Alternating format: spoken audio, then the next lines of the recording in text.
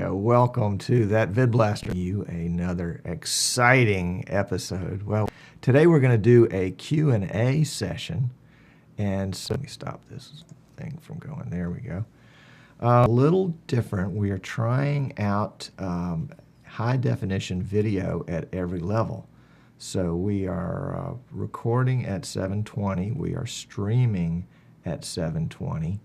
And everything inside VidBlaster is happening at 720. I've got one camera attached.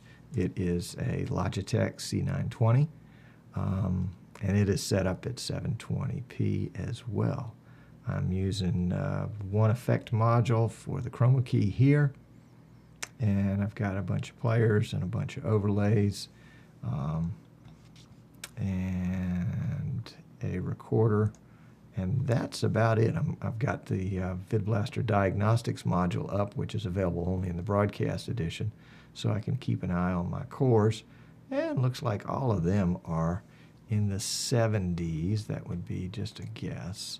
And so we're averaging somewhere between 70 and 80, which is a little maxing.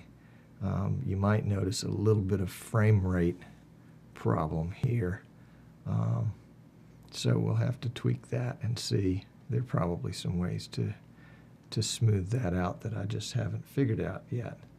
At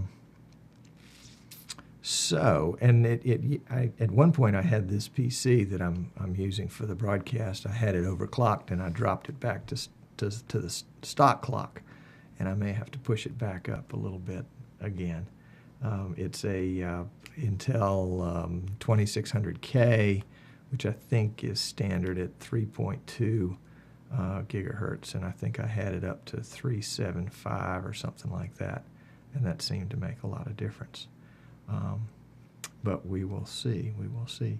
Today is a question and answer session, so if you're watching live and if you've got some questions, I've got the chat room up here. We want to take a look at that and see if we can answer your questions. I did have a couple of questions in pre-show, and have had some questions that people have asked me recently that I thought I would bring back and bring on the air, because you just never know when you need this information.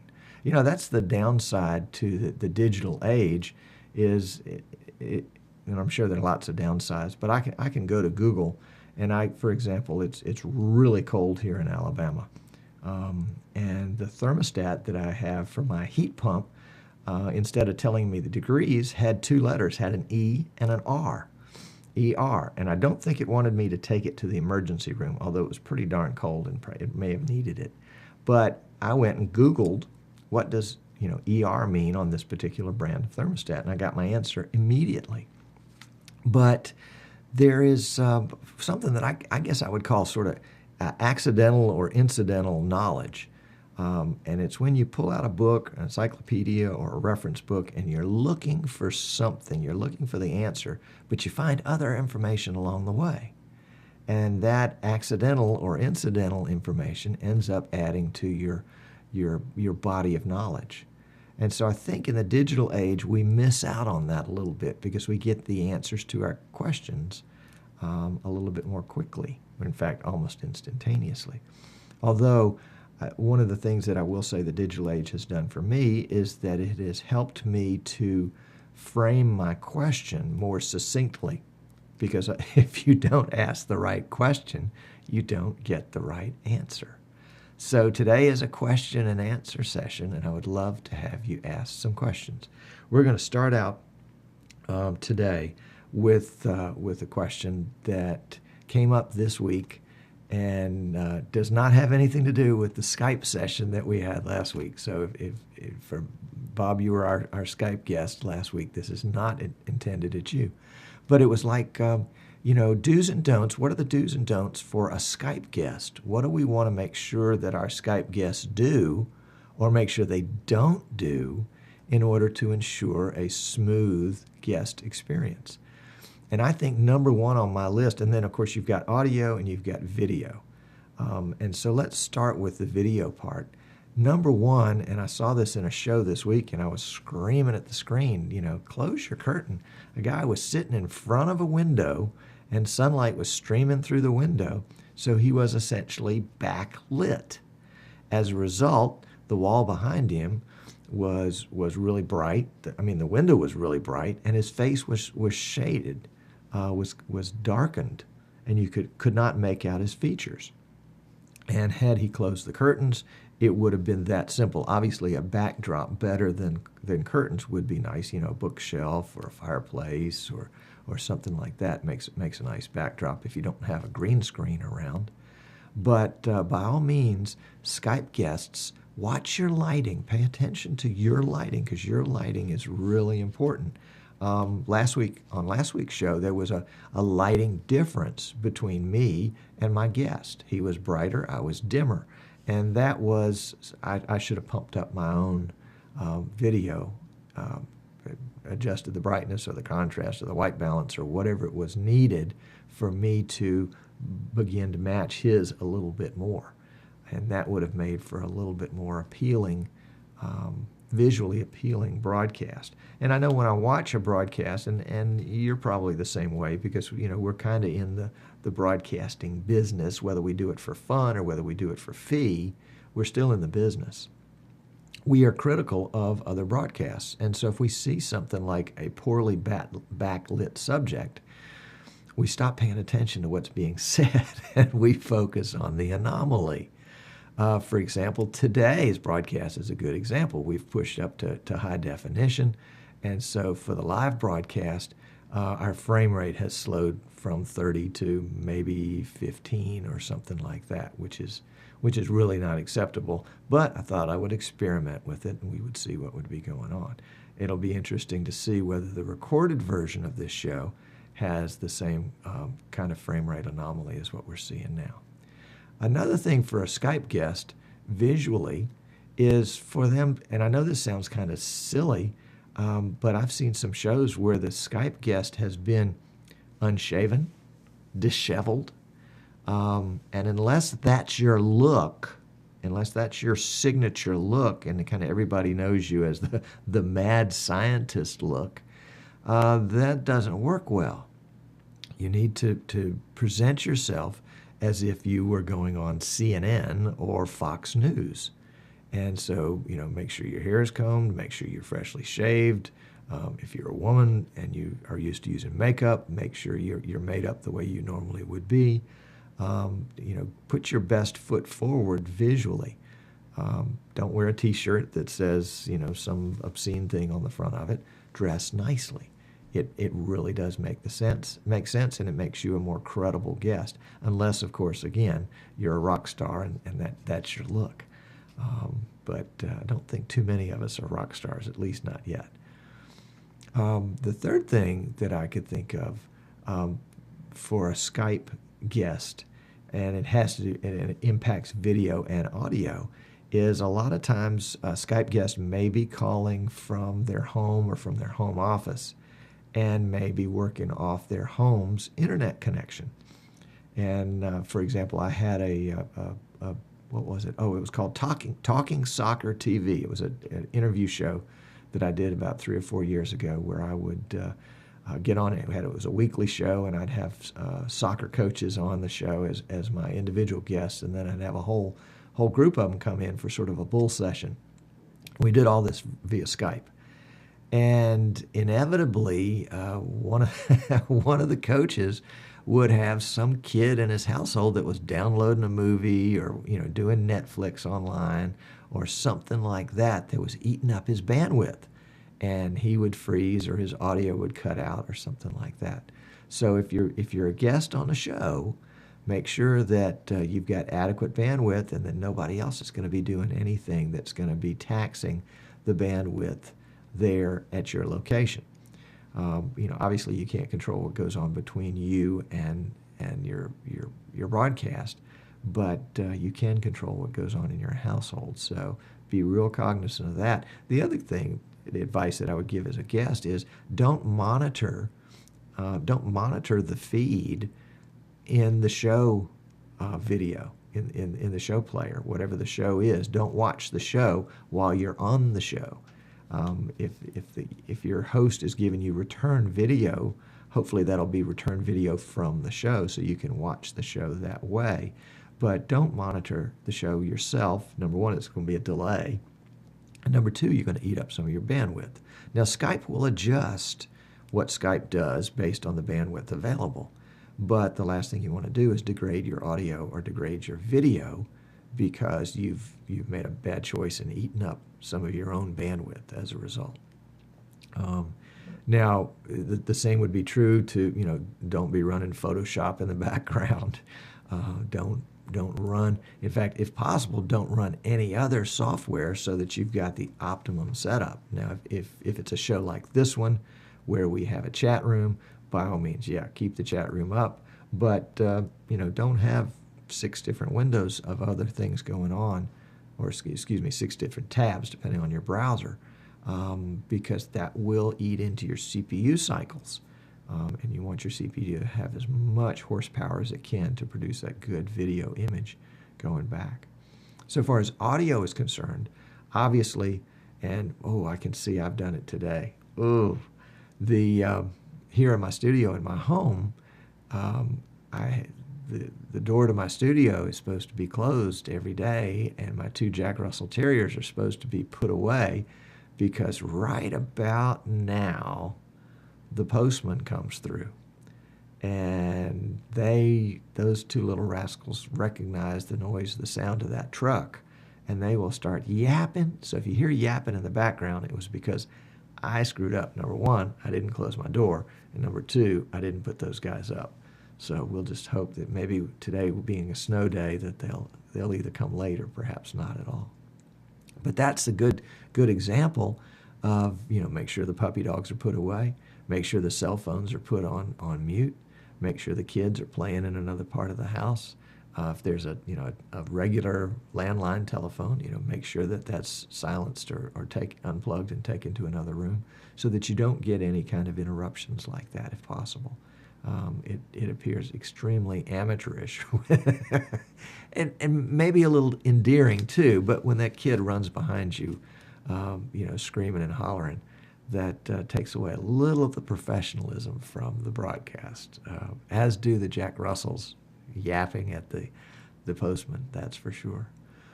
While we're talking about audio, and these are audio and video, but in audio, as a Skype guest, you want to, if possible, not use the PC speakers. You want to use, where is it? Oh, here it is. Something like this. Some earbuds, and I'm just going to pop them here in the front so that you can see, so that you can hear the host, and depending on what he's sending, you may or may not hear your own audio. Hopefully you don't, because if you do, it'll be delayed.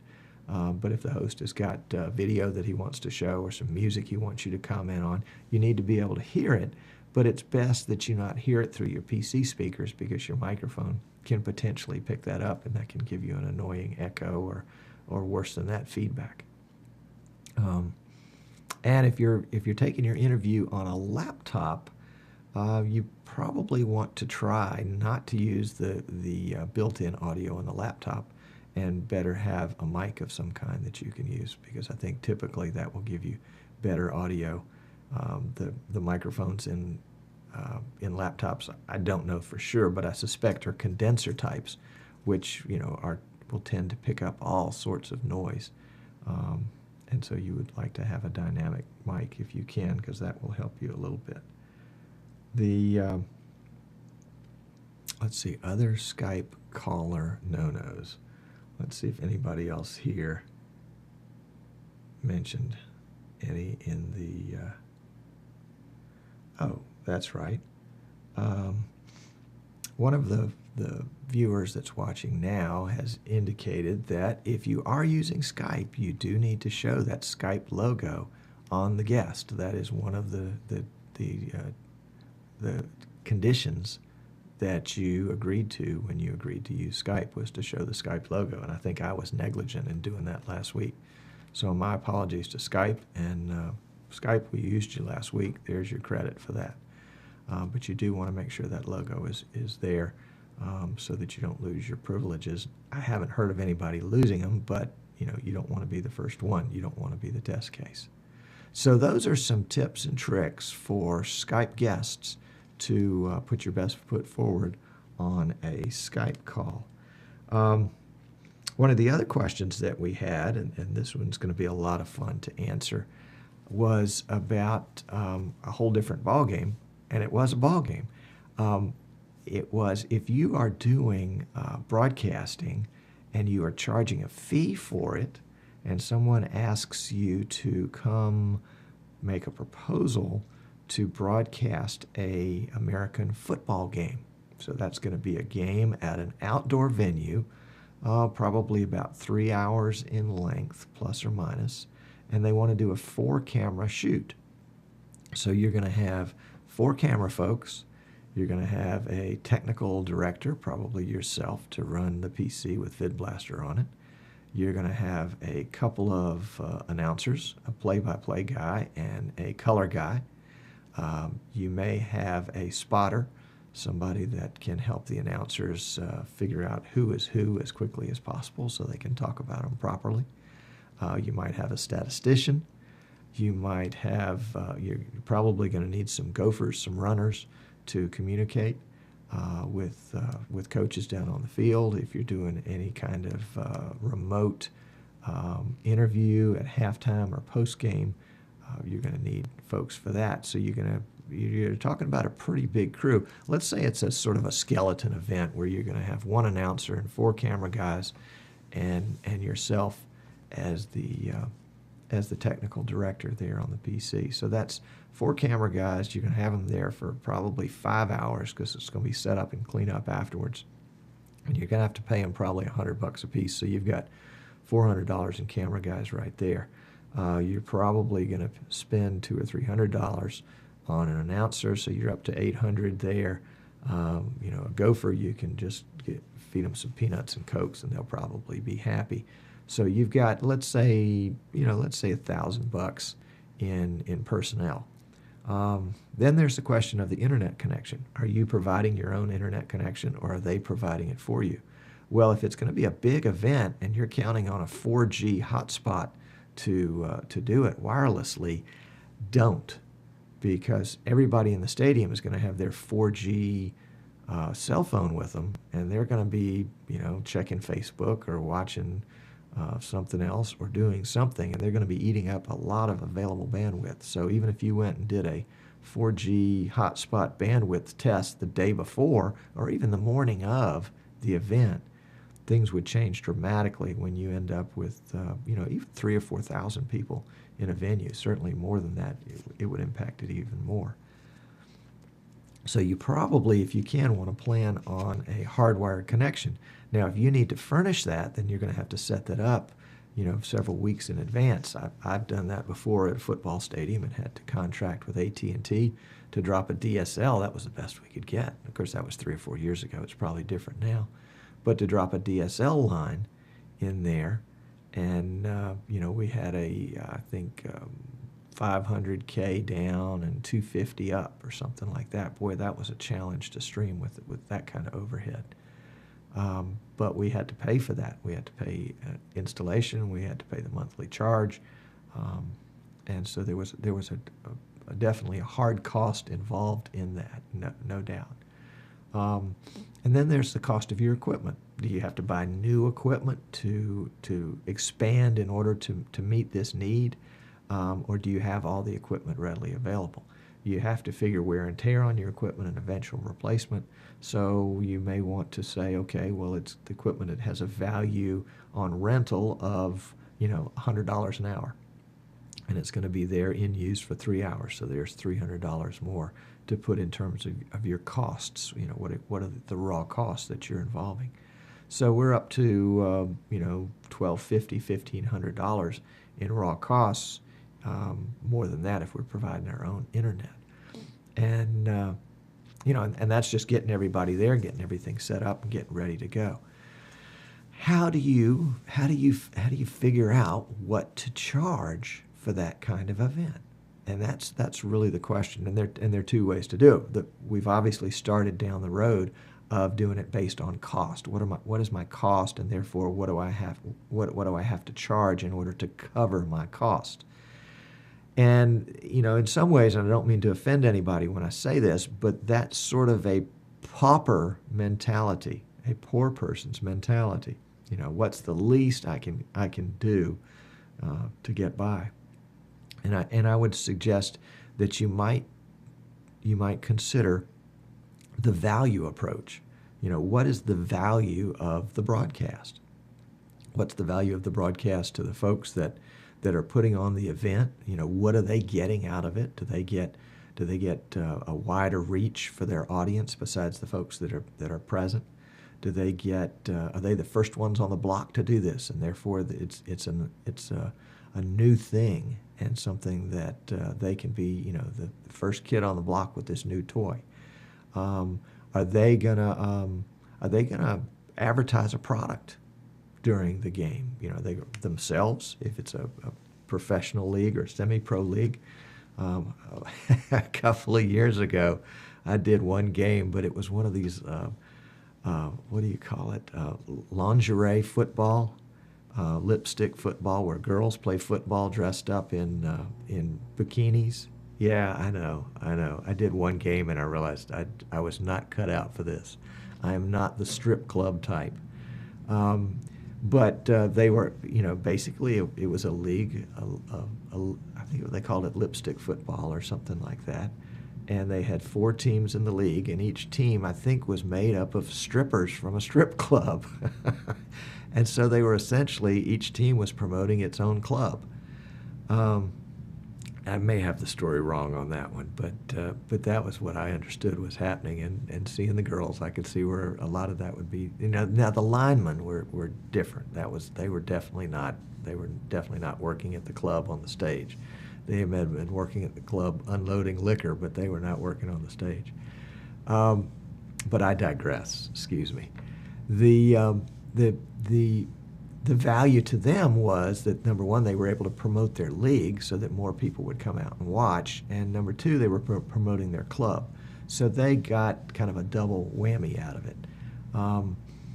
But there are lots of options for them to raise money by doing this. They can have sponsors, they can have advertisers, they can put banners on the field that are going to be seen by the cameras that people at home will see.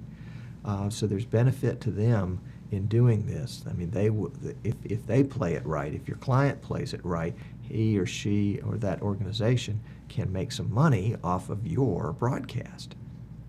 And that's where you have to talk about, where is the line? Are they going to provide 30-second spots from their sponsors for you to play, in timeouts and halftime and other breaks in the action? Are they expecting that they're going to have to pay for that? Are you going to charge them a flat fee and say, based on this flat fee, you can have 20 30-second ads during the course of this, and that's built into the fee price? Or will you say, I'm going to go out and sell advertising for this myself, and so you can't have any spots, but we'll do your event for a slightly different rate, a lesser rate, because I'm going to generate some revenue from this. Another way to look at it, instead of advertising, because especially if it's a first-time deal and you're approaching an advertiser is going to want to know, well, what's your audience? And not only how many in your audience, but what's the demographic of your audience? Is this my target market? And if you don't have any history, then the answer to that question is we don't know, and that's not a good answer, and so that's not the best way to handle that. Another way to handle it was to say, not thinking of it so much as advertising, but thinking of it as sponsorships, that you're going to sponsor this broadcast. And so you may have a title sponsor. And so just recently here in our area, Mobile, Alabama, we had the Senior Bowl, which is an annual college football all-star event. And this year it was sponsored by Reese's, the people with the peanut butter cups. So it was the Reese's Senior Bowl. They were the title sponsor. And as a result of being the title sponsor, you know, there were a lot of ads for Reese's Pieces and Reese's Cups and that kind of thing. And their logo appeared on everything. And you can do the same thing. You can allow them, you know, a certain number of spots, pregame, postgame, midgame. You know, if they will provide the advertising, the video files to you to play. And they can be your title sponsor. And so you might want to pick somebody local, or you might want to pick somebody that has the ability, that is local, but has the ability to do marketing anywhere. So you have to think through that, because your audience on a local event, your online audience is probably going to be a lot of out-of-towners. So as you're pitching something, you want to keep in mind who that audience is going to be. The other sponsors, besides a title sponsor, you know, you can have a sponsor for the instant replay. And the way VidBlaster does instant replay, you can put a logo in the instant replay using an overlay module, and have that be part of the broadcast. So, you know, the announcer would know to say, here's the State Farm instant replay, and the State Farm logo would appear on there. You can also, I think we did soccer, had a season of soccer where we had a fixed camera attached behind one of the soccer goals, and we called it the goal cam. And we sold a sponsorship to that goal cam for $1,000. And the folks that bought that, what was their, I think the name of the product that they were marketing was called Life Stick, Lifestic. And it was a USB drive that could contain all your medical information that you could keep on you in the event that you were in an accident or something. And so it was the Life Stick Goal Cam. And whenever we switched to that camera, we had a little logo, had their logo on there. And sure enough, you know, there were lots of opportunities during the course of a soccer match to show a view through the goal. You could see the goalies, the keeper's back, and you could see the ball moving towards you. I think there was even one game that came down to kicks from the mark, what some people call a PK shootout. It's at the end of the game. After the overtimes, if everything's still tied, they got to go one-on-one with the keeper from a fixed position 12 yards off the goal line. And so it was always a lot of fun to have that. We would run down on the field and lobby the referees, because I knew most of the referees, and I'd say, you know, do it down at this goal down here, because that's where we've got the camera set up. And so they'd wink and nod, and, you know, the coaches didn't mind. Generally, one goal was as good as another. And so we'd have it down there, and we could show the whole thing through the goal cam. And boy, I remember the sponsor telling me after that particular game that, and I think his logo included his URL, so it was like lifestick.com. And he said that he just got a real spike in hits to his website that night, and that was from people seeing that particular camera with that logo on it. So, you know, he was delighted. He was pleased. He felt like he got more than his money's worth, which is exactly what you want your sponsors to feel like. But there are all sorts of ways to sponsor things. You can sponsor the pregame starting lineup. You can sponsor the halftime, the stats from halftime. You can sponsor a pregame show with the coach. You can sponsor postgame interviews.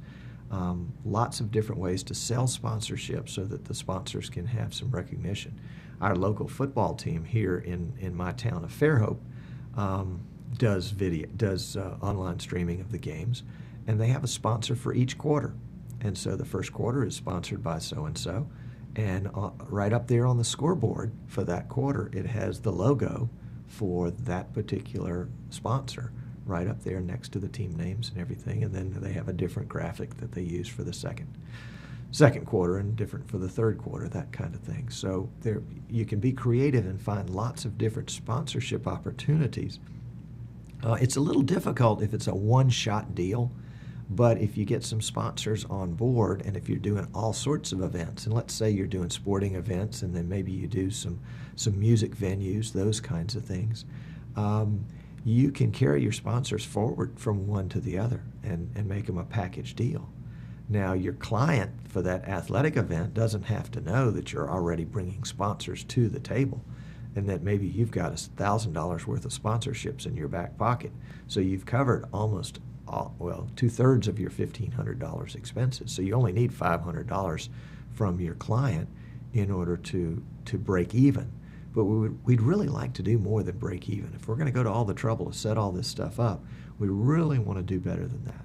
And I would say if I were doing a 4-camera shoot in my little area, I would charge $2,500 for it. Now, you can charge whatever you want to, and don't take my recommendation as a standard or a norm. We don't want to be accused of any price fixing. But that's what I would charge for that event, especially if I could bring $1,000 worth of sponsors to the table. So that would be a $3,500 gross minus my $1,500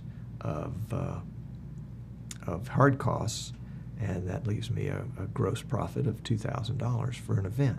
That's not bad, because it's not just going to be the 5 hours on site. There's going to be all sorts of time involved beforehand and afterwards. One other part of this that you don't want to miss is the ability to do a pay-per-view. So if you're anticipating a large audience, I call anything more than 1,000 a large audience, you might consider doing a pay-per-view for $1.50 or $2.99, something like that. Yes, that'll cut the number of casual viewers down, but it can also give you an extra $1,000 in your pocket. The other thing to think about too is, who owns the rights to this broadcast, to the recorded version of the broadcast? Are you going to give those rights to your client? Are they going to pay for those rights? Are you going to retain those rights yourself? If so, you can set up a video on demand that's a pay-per-view. And so you can charge people 99 cents to go back and watch it after the fact. And I'll bet if you're talking about American football and you've got 2 football teams down there, everybody that played in the game, everybody that played in the game wants to go back and watch themselves play. So there's a couple of $100 right there. The other opportunity is to take the recorded videos and to burn DVDs of it. We've done that very successfully with some of the soccer tournaments we've done in the past. Charged anywhere from $15 to $25, and that included postage. And burned a DVD of the broadcast, and literally it was a DVD of the broadcast. It included everything that the broadcast included. And the beauty, of course, of VidBlaster is you're doing all your switching live, and you're recording exactly what you're switching, so when you're done and you save it, your broadcast is ready to go. I mean, you may want to put a little title work at the beginning and at the end, but other than that, you've got pretty much a finished product. And it's ready to be burned to a DVD, dropped into the mail, and pow! I think one time we did a soccer tournament weekend and sold over 100 DVDs at $20 a piece. Well, that's $2,000, and our raw costs were probably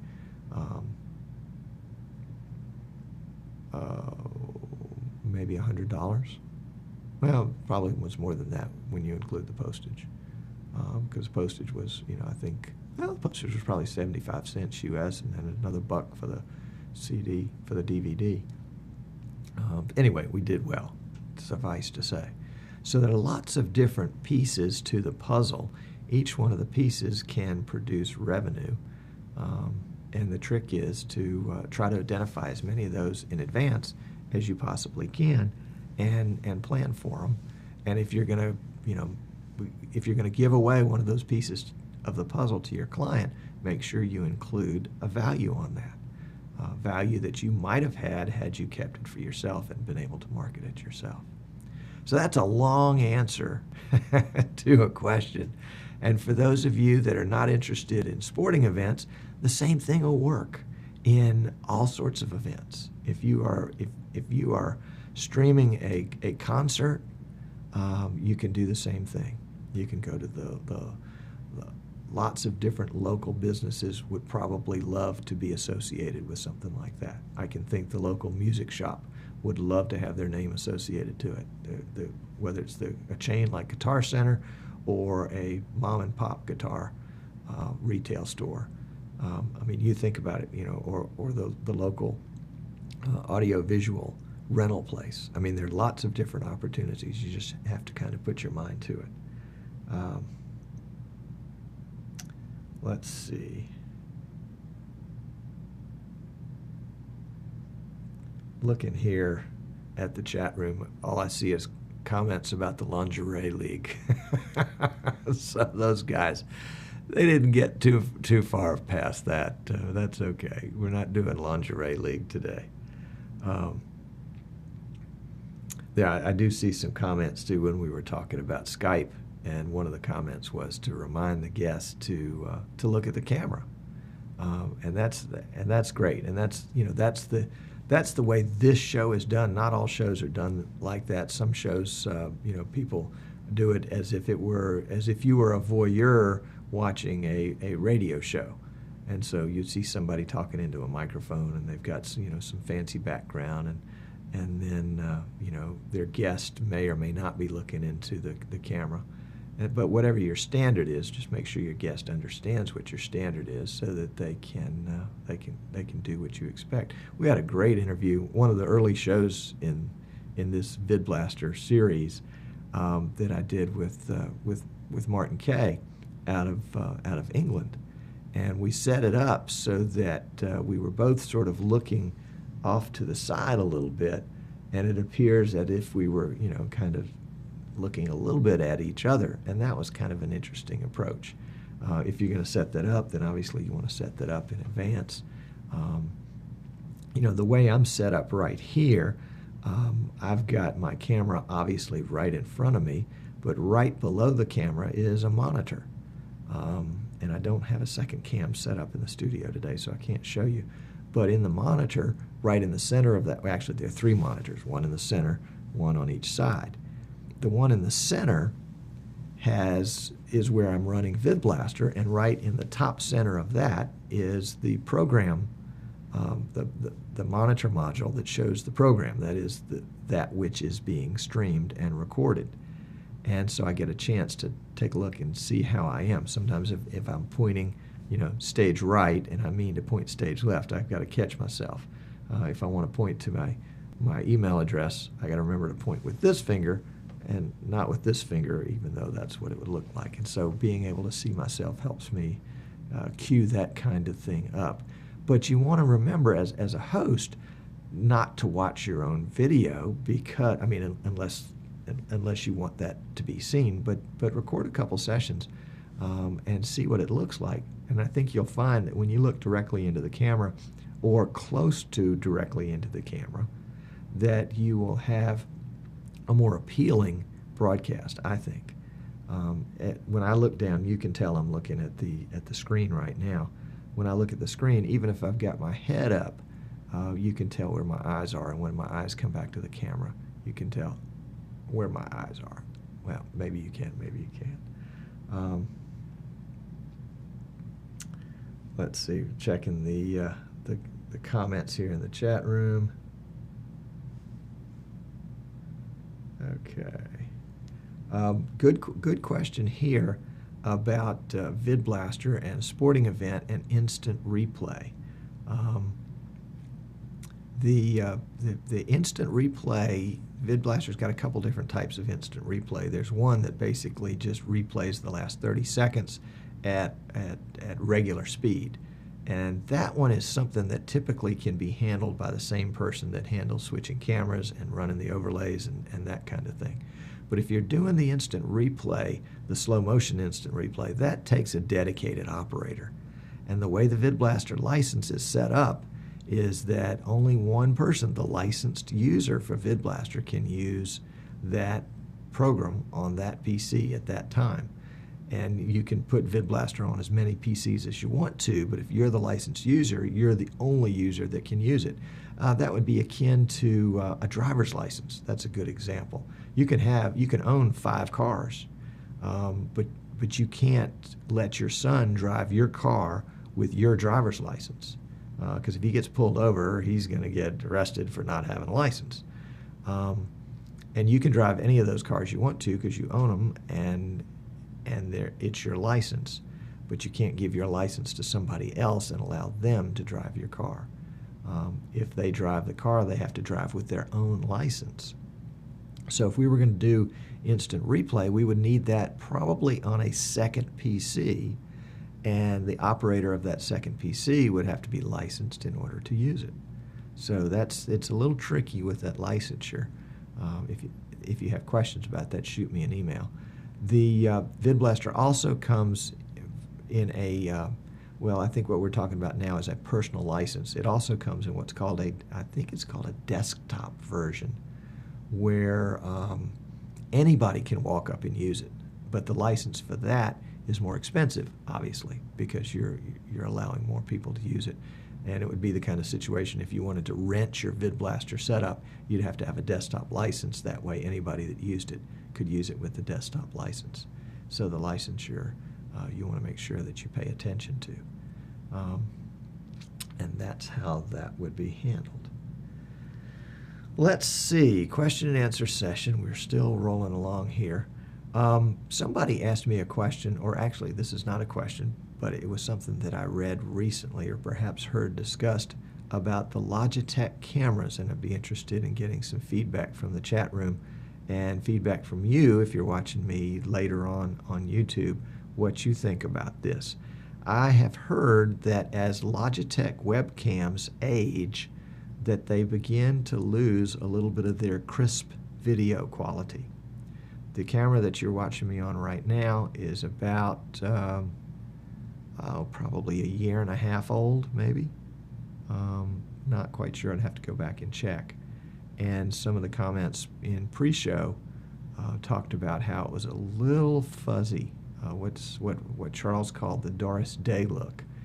Doris Day was an actress in the 50s and 60s in the United States, and I think she had a TV show, and I think she might have been aging a little bit, and so they just they made the camera not quite show all the high definition wrinkles. So Charles said it made me look 10 years younger, but I don't want to look fuzzy. I want to look sharp. I mean, I have paid for these wrinkles. These are wrinkles based on experience. So I'm proud of every one of them. No problems with that. But if you have heard anything about Logitech's going fuzzy, or you've got some and you've wondered if perhaps they weren't beginning to degrade a little bit, shoot me an email. Let me know what your experience has been. I would really like to know, and to see whether it's, is it time for me to upgrade this to something else, or replace it with another of the exact same. Just what is the story there? It would be nice to know. Probably should have done this at the beginning of the show, but full disclosure, I am an authorized VidBlaster reseller, so if you're interested in buying VidBlaster, you can buy it from me. Go to my website, thatvidblasterguy.com, and you can purchase it from the store there. If you're interested in upgrading, you'll need to shoot me an email, and we'll talk about what you're upgrading from and what you want to upgrade to, whether it's an edition upgrade like Home to Pro, or whether it's a version upgrade like version 1 or 2 to version 3. I do fully endorse version 3. As you recall at the very beginning, I did not endorse version 3 because I didn't think it was finished. But now that the playlist has been added back to it with something called the Playout module, which is still under development, but it's there and it does everything the old one did. I think we are back where we need to be. So version 3 gets my thumb up for sure, no doubt about that. And so I'm happy to help you with that. We also have coming up in the future a new show, which as of yet is unnamed, but it's going to be, it will not be VidBlaster specific. It will be internet broadcasting specific. So we'll be talking about different software, different hardware, different peripherals, CDNs, all the types of things that make up internet broadcasting. And I'm hoping we can kick off that show in February. And there's some question about we might do that show back to back with this one. Just not sure how that's going to work at this point. So if you've got some thoughts on that, or if you say, oh no, Tom, don't do that because I go off to work at that time, or I'm about to go to bed at that time, or whatever the case may be, I'd be interested in your feedback because we want to pay attention to that kind of stuff for sure. Let's check the chat room here. And we see, oh, we do have a question. from a gentleman in Gainesville, Florida, at the University of Florida, and he says, "How much is that doggy in the window?" Well, that's the kind of question that a gator would ask, isn't it?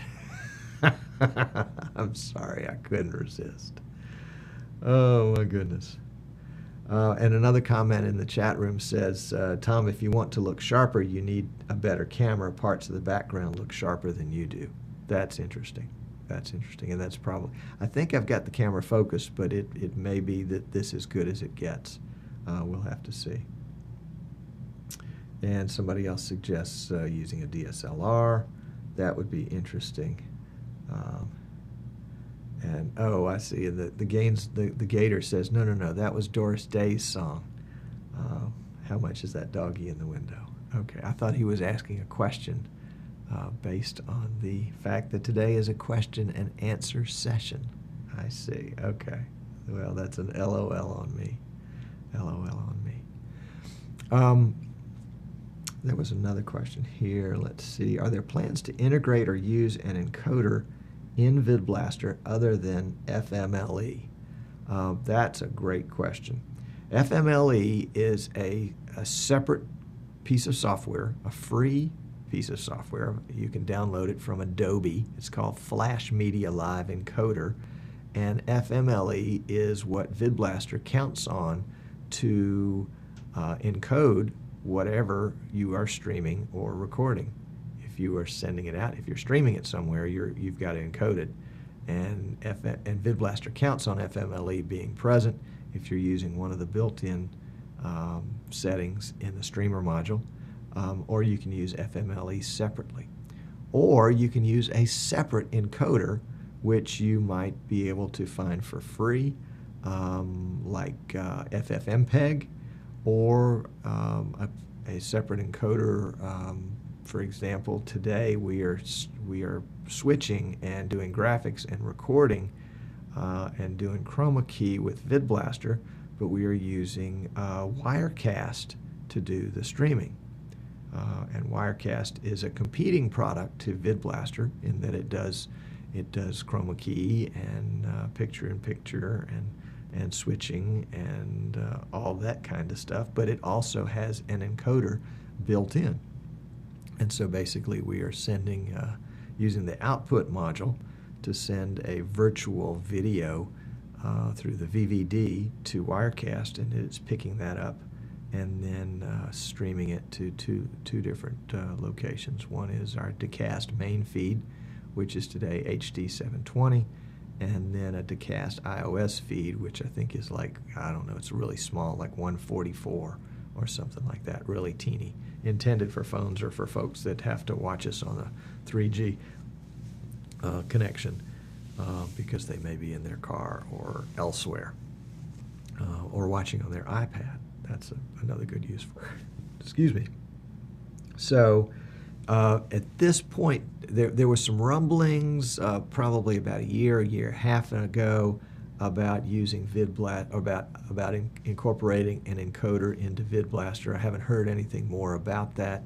You know, I don't have a clue how difficult encoders are to write from scratch, but my guess would be that they're probably pretty darn difficult.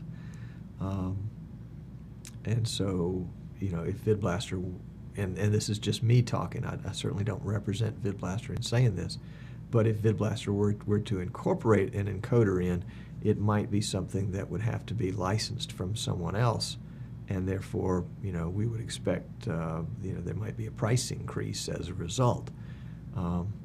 The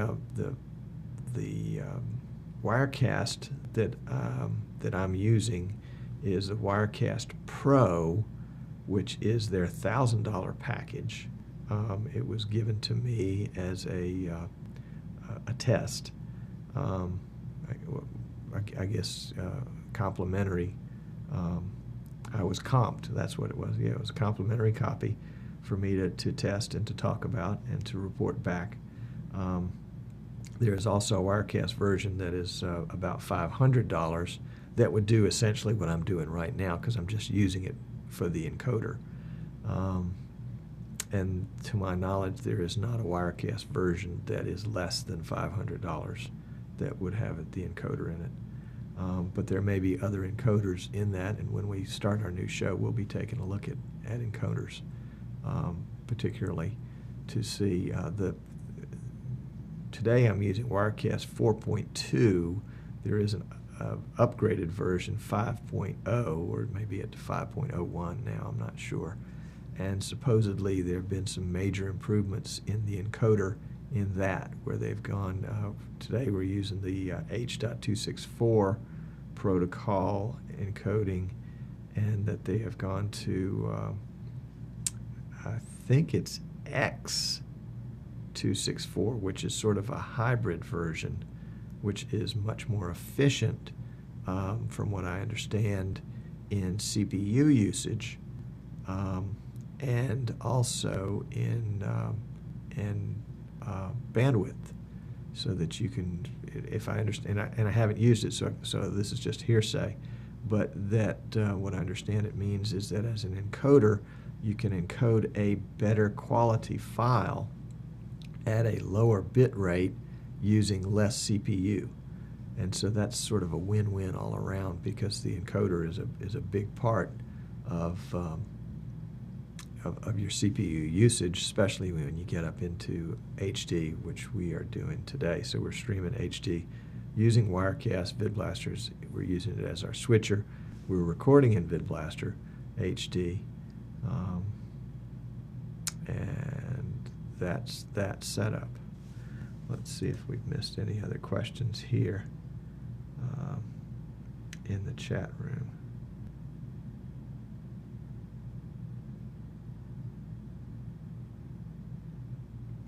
Not really. Comment that says, nice answer for a question that could only be answered by the developer. Yeah. Yep, that's true. It's up to him to decide how he wants to work that, if he wants to license something in, or embark on a project of writing it himself. I hope before he takes that on that he will finish up some of the projects that are in great shape but are not quite 100% complete, like the playout module. For sure. Well, let's see if we've got any other questions here, because I am out of questions. And see what we've got there. And there's a comment there from Martin that says, when it comes to encoders, the usual route is to license it, which would indeed probably put the price up, even if it was an add-on. But that would be pretty cool to have an encoder that was written or rewritten, as the case may be, so that it operated kind of like a plug-in in VidBlaster, and you didn't have to buy it if you didn't want to. You could use Flash Media Live Encoder as the plug-in. But if you bought the, extra, I don't know, just picking a price, $195 for the super duper encoder, that you would see a benefit in terms of video quality, bandwidth usage, and CPU usage, and that it might indeed be worth something. And I know in the past Mike has steered away from things that would complicate the tech support part to VidBlaster. He liked having everything in one place, and by having everything in one place, it did reduce the amount of problems. And as a programmer, I mean, he knows that, so it would be interesting to see if something like that could be incorporated.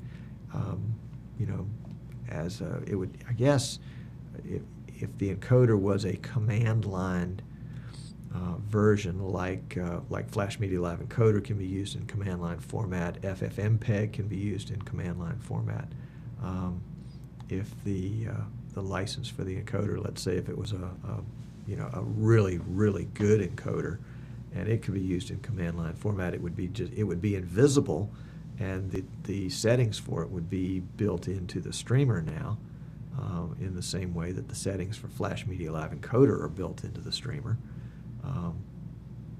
And so, other than the fact that you would have a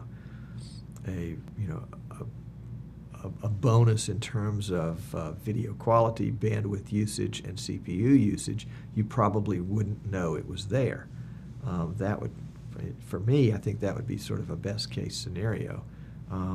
The only thing that I would suggest is if that route was taken, that if the encoder has, a slew of different options available for settings, that all of those options be made available. I know right now Mike has tried to make the streamer settings as easy for the novice to understand, and so he's kind of bundled things together that would otherwise be separate choices if you used Flash Media Live encoders separately. For example, in the streamer module, if you're going to stream to Ustream and you're going to have the opportunity to set up the bit rate for audio and video, you choose those as pairs. So your selection is, if you're going to select one, you select one that is an audio and video bit rate that are already selected. Might be 500 audio and 96 video or something like that. And I know there were some times when I was using back in the soccer days when we had the DSL connection. I had limited bandwidth available, and so we were streaming our audio at as the lowest we could possibly get. It wasn't great audio, but then we weren't doing music. We were just doing crowd noise and somebody is announcing. And so we were streaming it at, I don't know what it was, 22K or something like that, in order to save 100K, which for us was huge because we only had 250 or 300K to begin with. So we ended up using Flash Media Live encoders separately so that we could control that more specifically. But it also it served its purpose in the sense that we learned how to use it very easily in VidBlaster, and that's one of the bonuses to VidBlaster, is that it's very easy to use because there were limited choices at that point, and if you wanted more complexity, you could take it to the next level. One of my criticisms of Wirecast has been that it is it appears, and I'm not a Wirecast user. I've only touched in it here and there, and I'm using it for encoding, but it appears very complicated. It's not very intuitive. And so as a new user, it's intimidating to try to go in and figure it out. Now, I don't mind a good challenge, so as I have more and more time, I figure out more and more things about it. But for a beginner, a newbie that wants to start and be able to broadcast their son's soccer match this Friday, they can download and install VidBlaster today and probably have a good chance of success with a broadcast on Friday. With Wirecast, I don't think that would be the case. And I don't think I'm being unfair to Wirecast. I think most Wirecast users would say, yeah, there's a steep learning curve. You're not going to be able to learn it in 2 days in order to stream something out in the field like that. But we'll see. Maybe I'm going to create a firestorm with the Wirecast guys. That's okay. I've created firestorms before. Let's see, check and make sure we haven't missed any questions here.